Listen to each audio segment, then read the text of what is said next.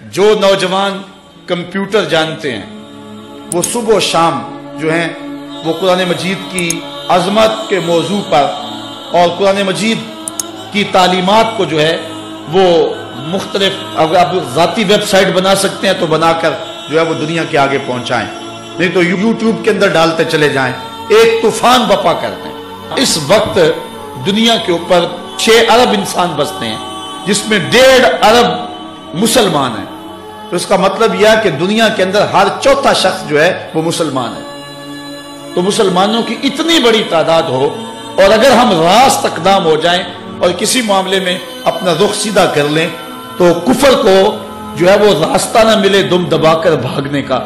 لیکن دشمن اگر دلیر ہے اور شیر ہے تو وہ ہماری کمزوریوں کی وجہ سے ہے۔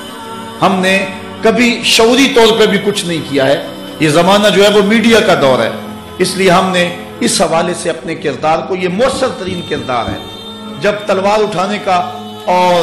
جب وہ حالات آئیں گے تو اس کے لیے بھی ہم نے عملی طور پہ تیار رہنا ہے، لیکن سرے دست جو ہے وہ ہم اپنے ملک کے اندر ایسا اگر کوئی عمل کرتے ہیں تو وہ خانہ جنگی کی طرف بڑھ جائے گا۔ اس لیے ہم اس وقت کے انتظار میں ہیں کہ جب صالح حکمران کا سایہ ہمارے اوپر آئے اور پھر امت مسلمہ کا جو قائد ہے وہ جہاد کا اعلان کرے،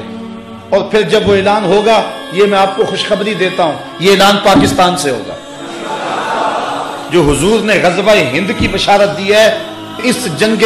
اسلام کا جس کو حضور نے غزوہ ہند کہا، اور پھر یہ بھی لطف کی بات ہے، میں نے 1 سال قبل فیصل آباد میں گفتگو کر رہا تھا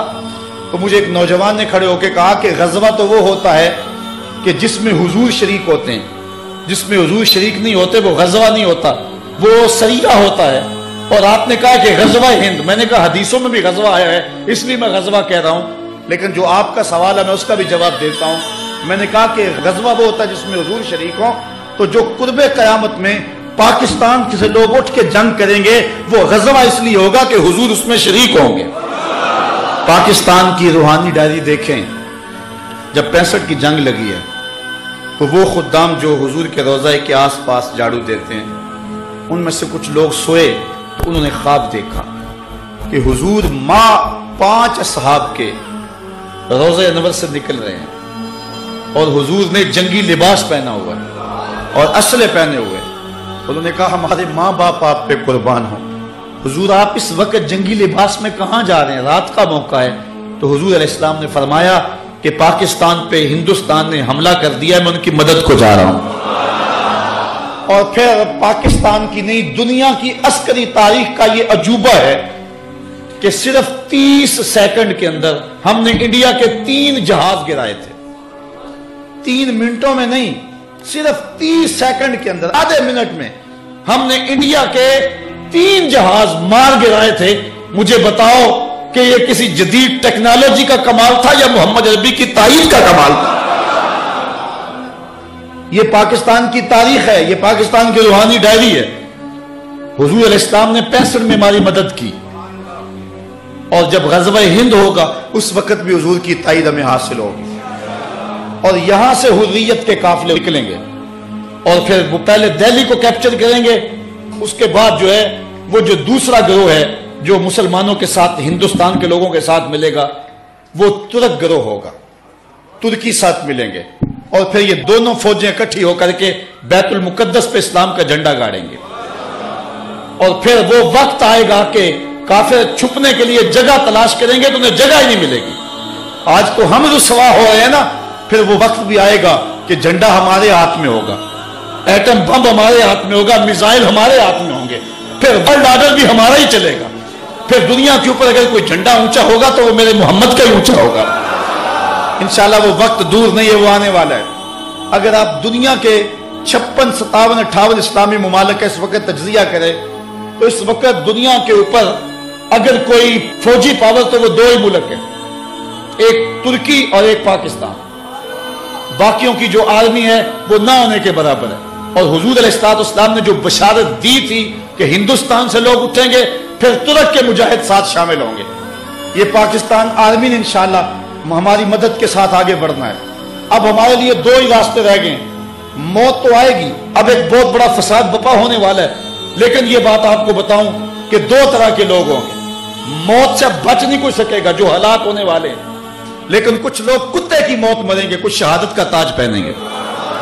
اس لیے ہم نے فیصلہ کرنا ہے کہ ہم نے شہادتی موت کو قبول کرنا ہے یا کہ ہم بزدلوں اور کتے کی موت کو قبول کرنا ہے، یہ ہم نے فیصلہ کرنا ہے۔ مرنا تو ہے، اس سے بچ نہیں سکیں گے۔ اب ہم نے فیصلہ کرنا ہے کہ ہم نے ہاتھ کے اندر طاغوت کا جھنڈا اٹھانا ہے یا محمد عربی کا جھنڈا اٹھانا ہے۔ تو یہ ہم نے اب فیصلہ کرنا ہے، اور بالخصوص میں نوجوانوں سے جو ہے وہ مخاطب ہوں کہ نوجوانوں، تم اپنی زندگی کا رخ بدلو۔ میں کہتا ہوں زیادہ وقت نہیں، جتنا وقت تم بیٹ بلے کو دیتے ہو اور کھیل کے میدان کو دیتے ہو، اتنا وقت قرآن کو دے دو۔ جتنا وقت تم کرکٹ کو دیتے ہو، اتنا وقت رسول اللہ کی امت کو دے دو۔ صرف اتنا وقت اگر تم دے دو، جتنا وقت صرف کرکٹ کو دیتے ہو، ارادہ کر لو آج اتنا وقت آج کے بعد قرآن کو دیں گے۔ اگر عزم کریں، اگر 100 نوجوان بھی یہاں سے عزم کر کے اٹھے تو میں سمجھتا ہوں کہ اس سیالکوٹ کے اندر ایک اسلامی انقلاب برپا ہو جائے گا۔